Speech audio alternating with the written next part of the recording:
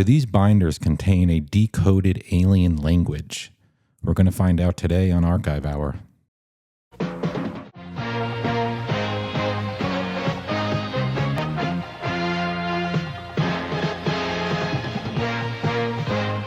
right, everybody, welcome to Archive Hour today. It is Friday. We've got our coffee. We hope you've got yours too. It's becoming our slogan here on Archive Hour. Welcome. If you haven't subscribed yet, subscribe to our YouTube channel. Also subscribe to our Substack, where there's a lot of exclusive information, documents, materials, etc. that pertain to everything we talk about here on Archive Hour. Subscribe to YouTube, subscribe to Substack. The link is here. We really appreciate it. Thank you, everyone, for watching. And today, we've got something quite interesting. I'm going to tell you that. And I'm going to warn you now, it's a little far out, to say the least. And today, what I'm referring to are these two blue binders. As you can see, this binder is labeled Cosmic Clock Control Logbook 1971 to 1975. There are two of these blue binders, and what is inside these two binders is very interesting. Of course, we are referring to Andrija Puharich a lot here. He was the doctor and psychic researcher who died in 1995, and we were left with all of his archives to go through that no one's ever seen. And of course, a lot more on him on our Substack and other videos, but the whole point of Archive Hour, as I usually explain in the beginning, is that he left behind so much interesting stuff. We're going to go through it. I'm going to go through it live with you. This stuff otherwise would just be sort of sitting in boxes and never discovered, never seen. So the Archive Hour and Cosmic Clock in general is an attempt to release this all to the world and to you. So that's that. So the Cosmic Clock Control Logbook, what is this? Well, in the mid to late 70s, Andrija Puharich claimed that he was receiving messages from an extraterrestrial civilization through his wristwatch. And what I mean by that is he claimed he had two watches. I think he wore two of them on one wrist, or maybe one on one wrist, one on the other. And the watches had Hebrew letters on them where the numbers would be. So where each number would be a Hebrew letter. Where he got this watch and why it was made, I don't know.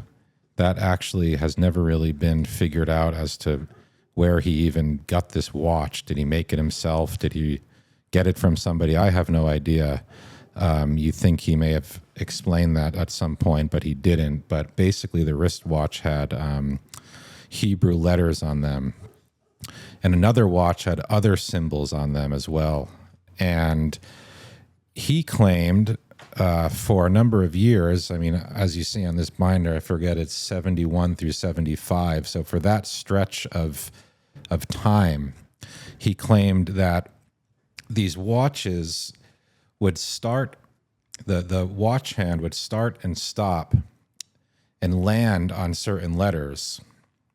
And what he explained was strange about this was that the watch hand would randomly start and stop, unlike a working watch that would go around constantly and tick and tell you the time. This one didn't work like that.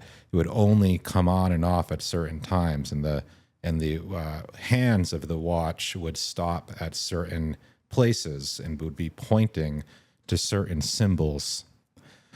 So he found that strange, and I guess he didn't think much of it at the time, but as this continued, he believed, okay, what's going on here? Am I getting some sort of message? Is this a sign? He claims, right around the time when some odd event would happen in his life, this is when the watches would stop, and this is when he started writing down where the hands on the watch would stop. And he would write down the corresponding Hebrew letter each time. And this began what I guess we're going to call the cosmic clock journals, or the logbook, rather. He started logging this every day for many years. Like I said, this is a rabbit hole that we're going to try to explore together here. So that's the gist of this episode and of these binders. And again, I want to warn you that it's very far out and strange. And I've said to many people that I've spoken to this about, this is either the work of a complete paranoid madman, or this is the work of a real genius who actually was receiving messages from an extraterrestrial civilization that he was trying to decode. Which one is it? We don't know. Or will we find out? So, with that context, what I'm going to do is open this first logbook here, and I'm going to read you what it says. Of course, as always, the pages we're going to scan and put up on our Substack, so you can look more closely at those. But so the first page, to give you some context here, what it reads is Observations on Cosmic Clock Control, and this is dated 1975. AP, of course, Andrija Puharich, has two wristwatches, AP has two wristwatches on one band on one left wrist. I'm sorry, this is the handwriting's a bit poor. I'm trying my best. So he has two wristwatches on left wrist. Watch, in Roman numeral IV, is the universal chronometer manual. Watch, Roman numeral 2T, is Tissot Seamaster, and that's an automatic. So one wristwatch is manual, one is automatic, I guess he's saying. Watch IV is controlled at times by an agent unknown, which we will call the Cosmic Clock Control Agent, in parentheses CCCA. The CCCA, or Cosmic Clock Control Agent phenomenon, works as follows. A, it begins when watch IV stops, with second hand at 45 pointing at 9, minute hand at 45 pointing at 9, hour hand at any of 12 hour places. The 3 pointers will remain stopped as indicated for real-time periods ranging from approximately 9 seconds to 27 hours or longer. Then the 3 pointers will begin to move in real clock movement time for a precise and patterned time interval of either 1 hour or 2 hours or multiples of 1 hour. And then the 3 pointers will stop exactly as shown in 32 Supra, which I think he's referring to as shown in a diagram that is later in this binder, which we can look at. This serves to advance the 3 pointers exactly 1 hour or 2 hours, etc. Then cycle 3B is repeated. The CCCA phenomenon occurs under the following conditions. A, if clock IV is on wrist or not. B, if wearer, AP, Andrija Puharich, is awake or asleep. If IV is at rest or in motion. D, under normal room conditions or in a shielded room. The following charts and summary sheets summarize data. There you go. That's what this is all about. And if you look, which I'll obviously put the pictures up, you will begin to see some of these summary sheets he's referring to. Now, as I said earlier, this is very intricate. This is either the work of a madman or the work of a genius. I really don't know which it is.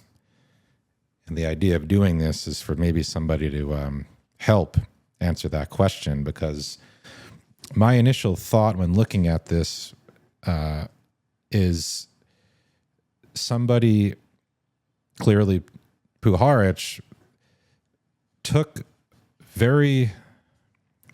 a very serious and long amount of time to write and produce what is contained in these binders. And the amount of time that would be wasted if this were all some nonsense thing is just extraordinary. I mean, this is just years and years of wasted time on something that I guess most people would assume is just some made up, hoaxed situation. And knowing Puharich, and you can watch the other episodes getting into the things that he was involved in, as always. And what makes him so interesting is that clearly he was very intelligent, and there always seems to be something else going on behind the scenes with him.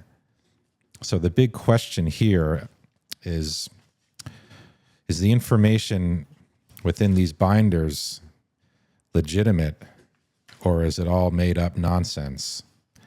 And it's quite a lot of stuff here. This is a lot to get into, so I don't really know how to approach this. In a way, the whole idea of the Cosmic Clock Archive Hour was to kind of go through things live with you, and that's honestly what's happening here. I mean, I've looked at this stuff, of course, but it's so overwhelming. It's really hard to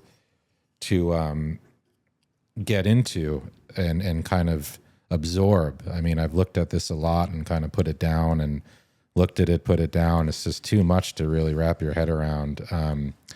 So I don't know. I think the best thing we can do here, and of course, it's going to be a lot easier to post these images and look at them that way so they can more easily be examined. But just to describe to folks what we're looking at here. So after that first page I just read, that was sort of a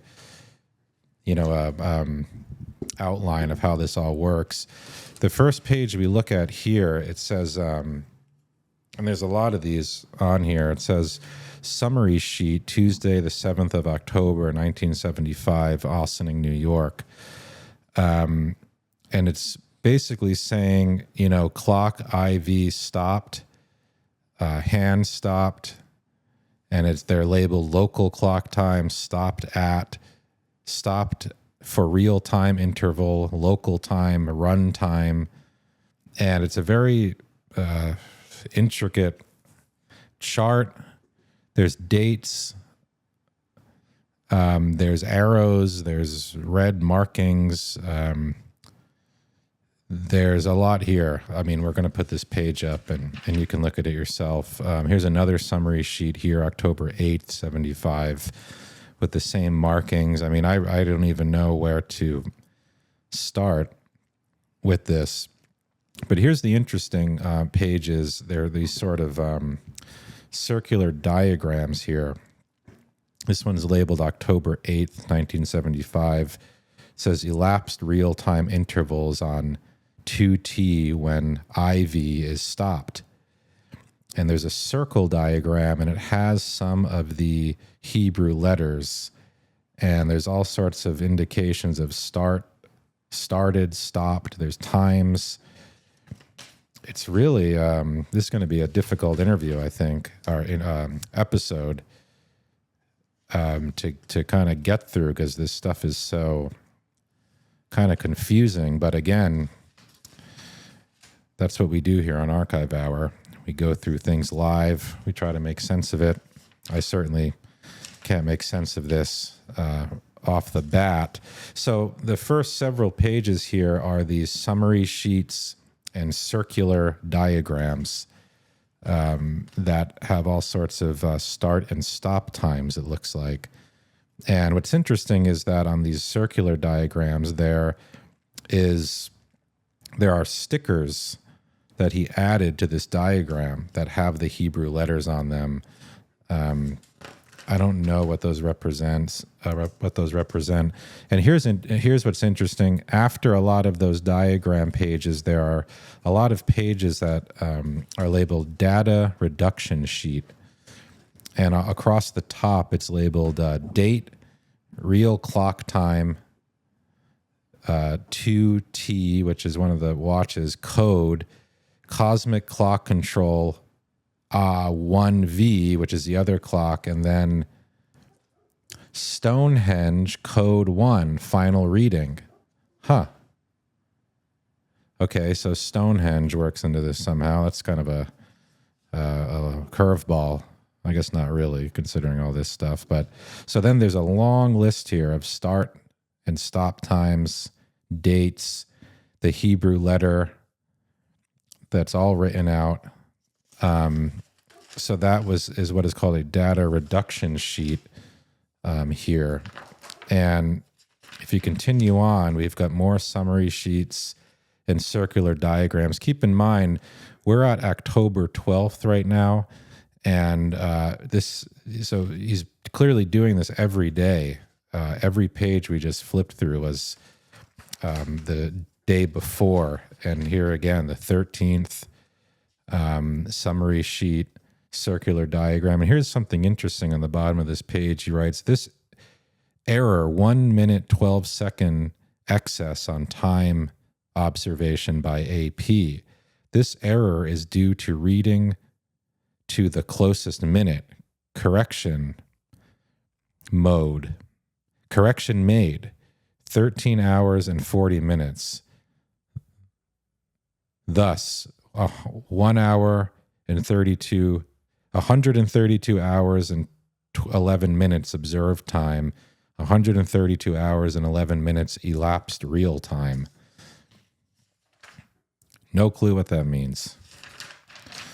Yeah, I didn't guarantee on the archive hour we would have any answers to this stuff. So more summary sheets, more diagrams. So I'm going to skip through this section because it's basically summary sheets, circular diagrams, and these data reduction sheets. And there's just a whole section of those. So it's not really, I don't think, needed to go to look at every one of those. So if you look through the next section here, okay, it's more summary sheets and circular diagrams. I'm going to try to get to, because I know he writes a little more in this, let's see here, bear with me. So this is all, you can see how many pages I'm turning. Those are all circular diagrams and the data sheets. Again, this is a lot to kind of comprehend. So I don't really know what to tell you about that. So here we go. It's even more. It's even more. So this binder may just be all of that, I think. Of course, we're going to be careful with our old archives. Yeah, here's again, summary sheet. So this is December 20th now. So you can see how long this has been going on. If anything, the imagery in this is really neat. Just kind of to look at it, it's pretty cool. So, okay, I'm going to go to the next binder here because I'm pretty sure that this is all just summary sheets and those circular diagrams. From what I can tell, there's actually a letter in here. Okay, here's something interesting. And I got to tell you, folks, this is not made up. This is really me kind of looking at this for the first time in a long time.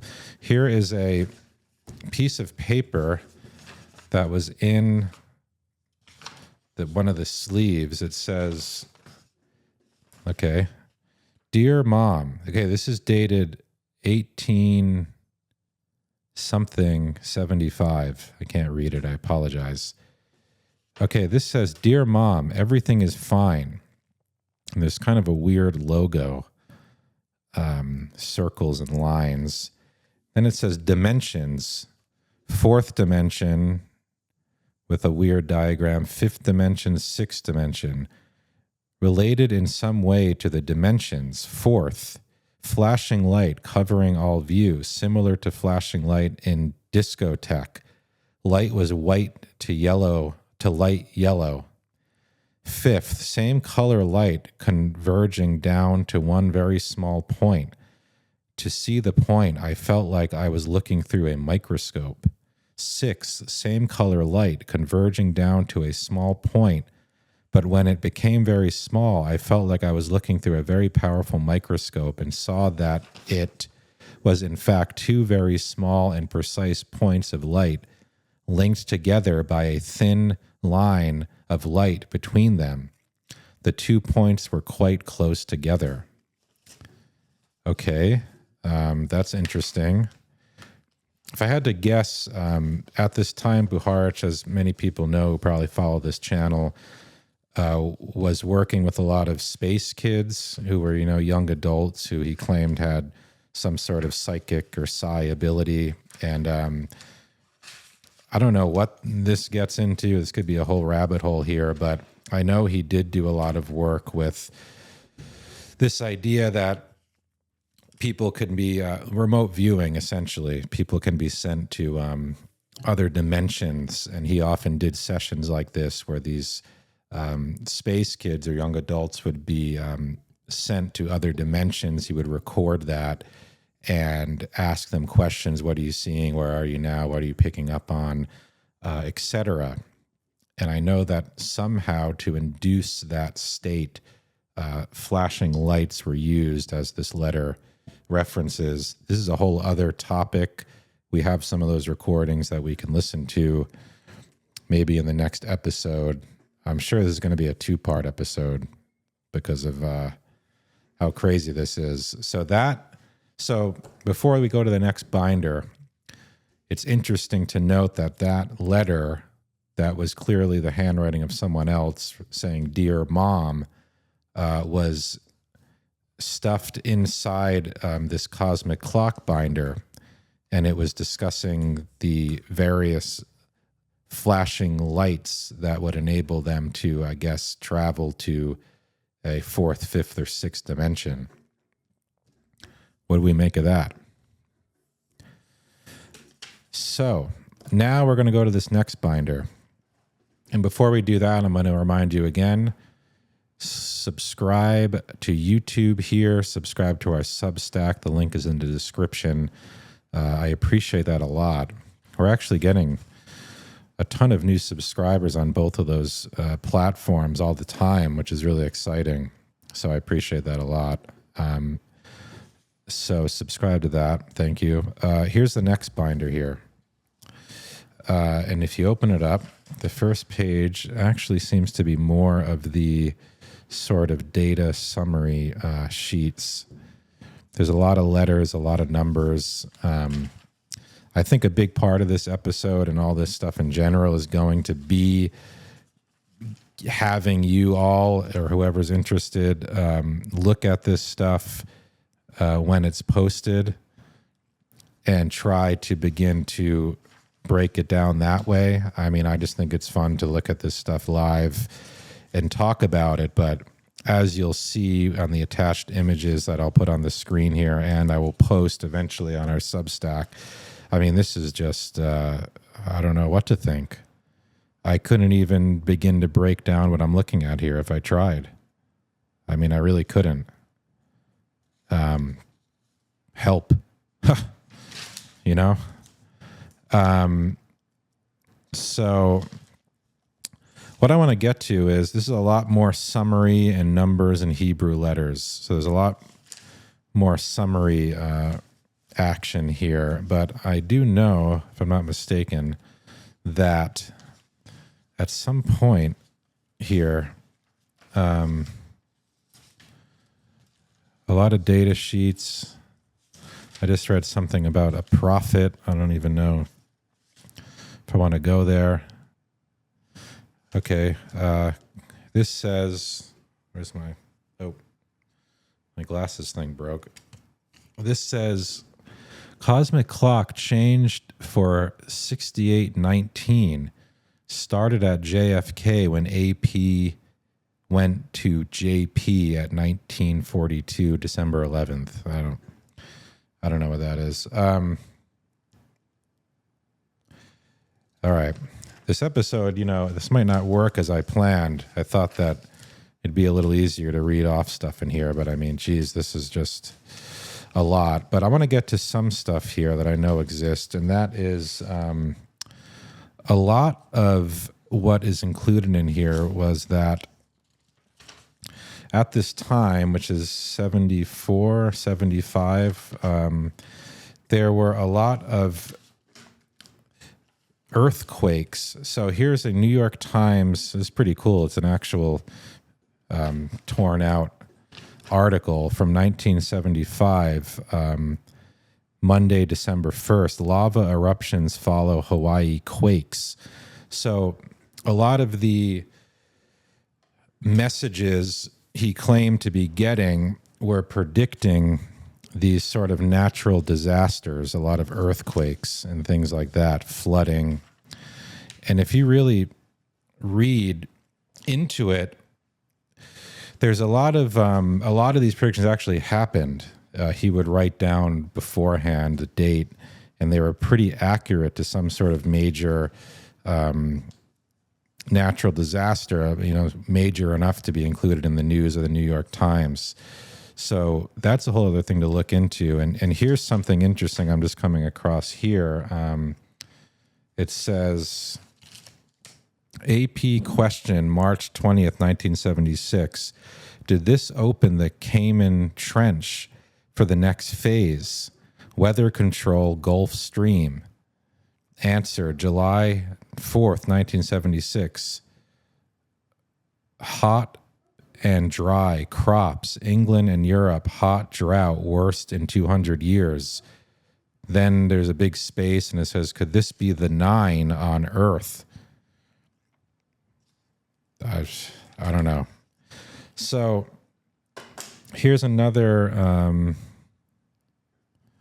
there's a lot of writing in here. This kind of morphs into some of his journals and some of his transcription of some of the tapes. But this gets into something very strange. And that is, during this time, there are a lot of talks of implants being used. And I think people automatically refer to and think of an implant in the sense that it's some sort of dark mind control experiment where somebody has an implant put in them, etc. But there's also a lot of talk of implants when it comes to sort of new age channeling stuff, used more hypothetically in that sense. And so on a lot of these pages, I don't know which one it is, of course, but in a lot of these pages, there's talks of implants. So, for instance, this says tape log, January 7th, 1975. So this binder is a mix of the cosmic clock data and diagrams. And then there's a lot of handwritten transcripts from, I guess, channeling sessions he would do with people at this time as well. But what's interesting is this says there's a woman that's referenced here that I'm not going to name for certain reasons yet. So I'm just going to call her Anne, but that's not her name. It says, bioengineers present for Anne, implants plus control. Sharon hypnosis, Anne lies alongside of Sharon to be, quote, prepared. First session, Joyce and AP as auditors. And this gets into a lot of past life. We worked before in Egypt, temple name she will find. Anne says, I was high priestess then, Nephitis.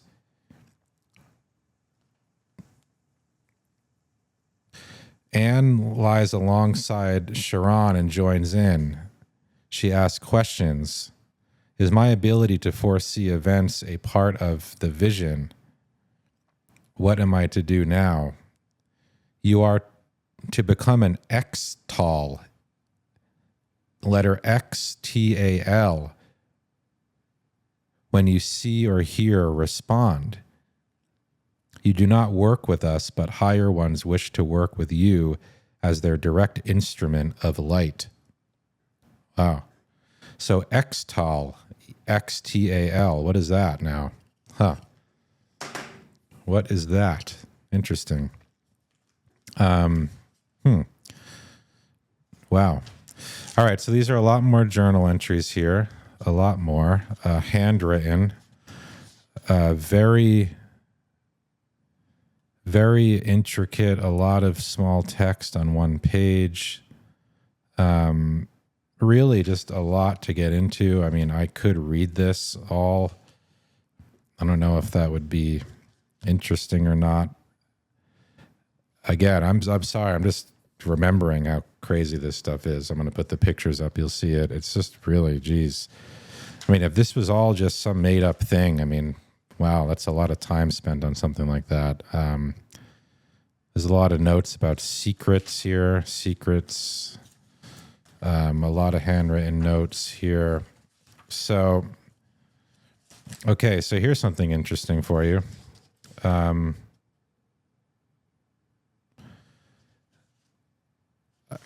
There's some sort of paper that was written that it looks like it's a transcript of some sort of channeling session. And the first page of that paper says, original to Ira. Ira, of course, is Ira Einhorn, the sort of New Age guru turned murderer of his girlfriend. That happened in 1978. It's a whole other story to look into if you'd like. But this says original to Ira, copies to. I'm going to post the names on the site here: Shell Gordon, Arthur Young, Berkeley, Andrija Puharich, Charles Musis, Iron McCarg, Hazel Henderson, Moses, Colin Wilson, Arthur Colster, Chris Bird, and Morey King. So if any of those names ring a bell to anybody out there, and you can connect some dots, that would be cool, because I don't really recognize many of the names on there. I recognize a few. Arthur Young, of course, Colin Wilson, the author, Chris Bird, who I believe was a CIA person. So here's the sort of end of the binder. Again, this is full of data sheets, the circular diagrams, transcripts of channeling sessions, all sorts of stuff like that. And what we have here, it says summary, cosmic clock control data for 1975. Tentative translation, January 1st, 1976. Edited July 1st, 1976. So there's a whole bunch of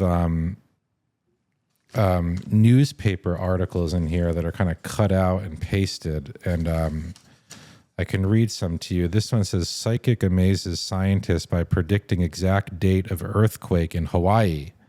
So like I said earlier, there's a lot of this predicting of natural disaster stuff. And apparently this psychic's name was Clarissa Bernhardt.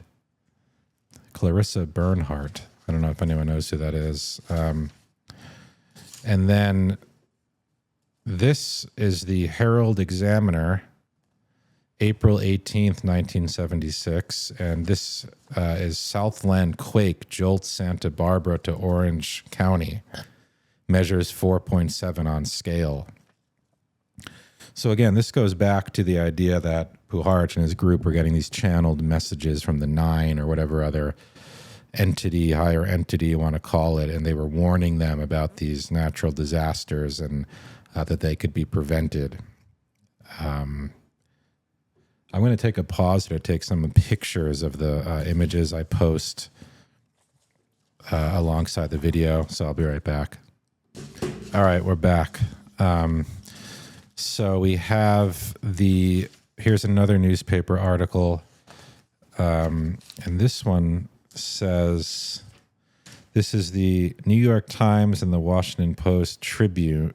This one says, quake dead over 600 in North Italian towns.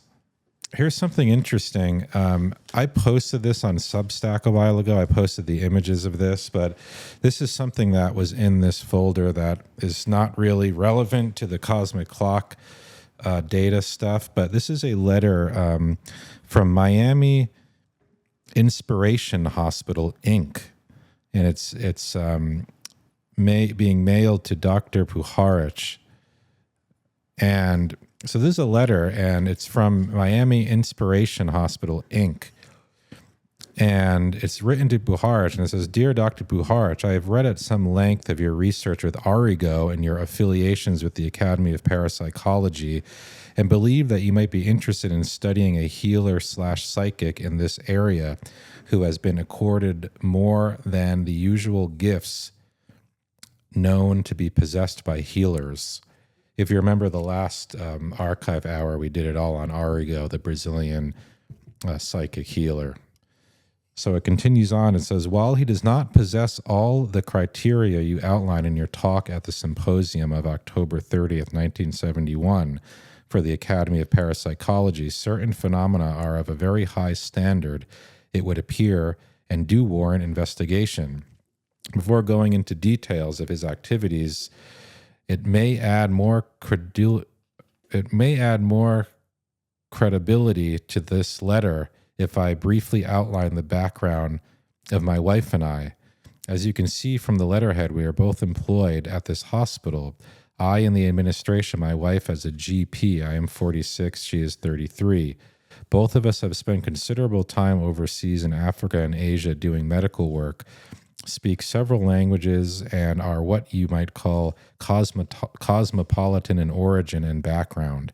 We are fairly well read in esoteric, parapsychological, and religious literature generally, and have studied both Hinduism and, I can't read that word, Western philosophic thought at depth.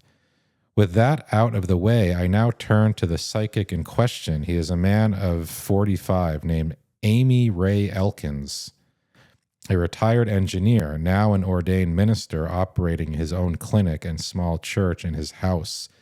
Some 5 years ago, after a lifetime of suppressed psychic abilities, he suffered a serious car accident, and for the next 2 years passed through much pain and underwent severe operations. At one point, he went into a coma and started speaking in a different voice and accent. By trial and error, various people were able to find that he could move into the trance state for periods of 10 minutes to 1 hour. He is during this time operated by a being called Adka, who supposedly heads a council of 13 dedicated to advertising world catastrophes such as earthquakes and nuclear war, and whose main concern would appear to be that of bringing people closer to God. Apparently, these catastrophes are imminent and are of a nature comparable to the biblical flood. Both eastern and western seaboards will be inundated, and California will disappear completely. Although these happenings can be modified by the behavior of mankind in the intervening period. Adka speaks with a British accent and almost Chaucerian command of English. The letter goes on. It seems that Edgar Cayce has spoken through Mr. Elkin several times in the last 5 years, and as have other voices. To this point, I think you will agree that there is a pattern common to many psychics in all countries and in all languages. I'm gonna link the Substack post I did about this letter because it's pretty long and I want to read it all. But what's interesting is I'm just gonna read this last part because it's pretty cool. I have wide views on the above events and facts, but I have endeavored here to refrain from conjecture and keep close to the facts as I see them.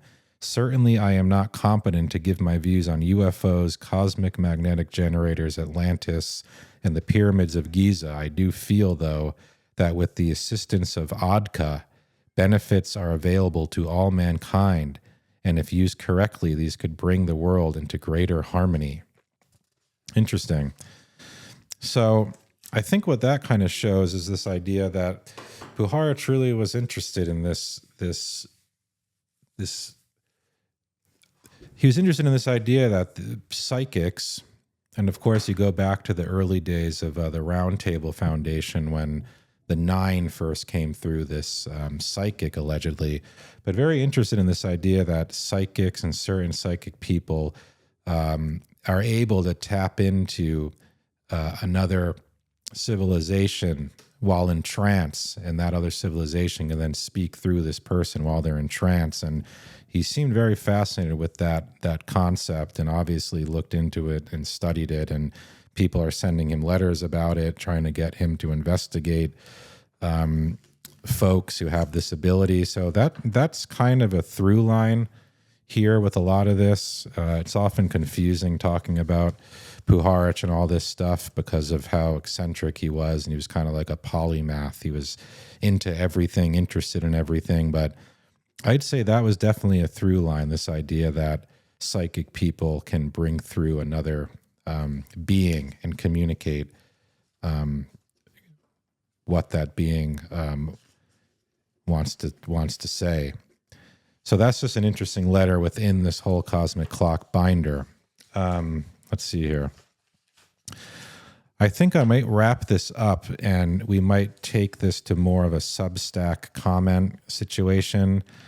As I like to do on the archive hour is to just go through cool things live with you. But as I've said now many times, I'm repeating myself, this is all just way too much to get into here on video. It's very intense. And again, I think what will help is having this out there and getting some people involved who can maybe take a closer look and help decipher the craziness that we're looking at here. So just for reference, there's some more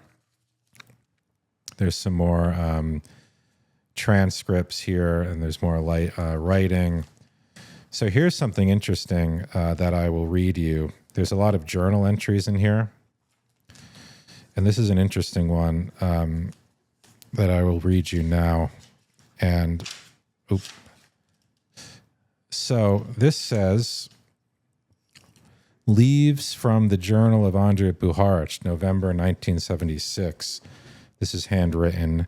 During my noon meditation on November 1st, 1976, Ossining, New York, USA, I was shown what would happen to the planet Earth. The planet would be teletransported to another part of the galaxy where conditions are more favorable for the evolution of life. In this new setting, the new sun for the Earth has a light spectrum shifted more towards the blue, the ultraviolet spectrum. So smooth and sudden would be this movement of the Earth that no one would know it or feel it until the new light conditions in the absence of a, quote, nighttime were noticed. My meditation ended at 12:30 p.m. At 12:45 p.m., my universal chronometer, the cosmic clock, the watch, my universal chronometer stopped, and the following message began to be spelled out. At this time, November 4th, I present my tentative translation of the archaic Hebrew. The column on the right-hand side of the page gives the bilateral Hebrew words and numbers. To the left, on the same line, I give my tentative translation of each word and number. Inserted in this text are the quotations from the Bible as they are referred to. To use the use of stop in the text indicates either punctuation or separation, as the context may indicate, and is properly a part of the cosmic clock code. The footnotes clarify the compressed cryptogram. So, those sheets, then we see those sheets he's referring to. So maybe these will be interesting to look at first because it's some actual translations. But Yeah, what does this all mean? I think that's the big question here. And as I said at the top of the episode, is this the work of just a total mad person? And this is just a complete nutty waste of years of time? Or is there something more to this? That always seems to be the question. And hopefully this new Archive Hour episode will help get a conversation going about what the heck these binders might be about and what all this code might be about. That's the plan. So here's something interesting now. Wow, this is very interesting. Well, you know what? This is too interesting to get into now. We're going to have to do a next episode. Not to get you too excited, but all right. Again, thanks for listening. Thanks for watching. I apologize if this was all over the place. As you can see from what we just talked about, this is very intense. It's a lot. It's intricate. It's confusing. I really have no clue what this could be. But the gist of it is this sort of decoded messages that were coming through his wristwatch. Was it real? Was it not? We're going to try to figure that out together. And if we continue this series on the binders, I'm going to try to get a little more information first, maybe get someone to help, or you all out there could look at this and give your opinions. But again, like we do here, just fun to go through stuff live, whether it's confusing or not. It's cool to see it. It's a cool part of history, and that's what we like to do. All right, see you next week. Thank you guys for watching.